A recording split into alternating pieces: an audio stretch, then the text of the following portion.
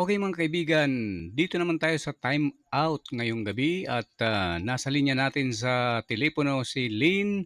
Magandang gabi Lynn, ikaw na. Magandang gabi po, Kuya Dan. Ang ating time out ngayong gabi ay ganito po. Ang bawat pagsubok sa buhay ay hindi lamang hadlang, kundi isang paraan upang sukatin ang tunay na laman ng ating puso.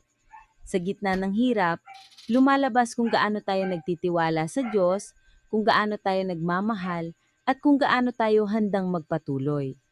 Ang mga pagsubok ay hindi upang sirain tayo, kundi upang ihanda tayo sa mas matatag at mas malalim na pananampalataya.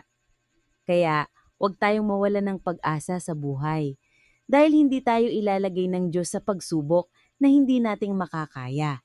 Ang kailangan lang ay ang ibigay natin ng buo ang ating tiwala sa Diyos na nagpapalakas sa atin. Salamat po sa mga nakikinig sa ating time out.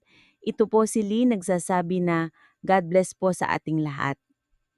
Maraming maraming salamat Lynn sa iyong time out ngayong gabi.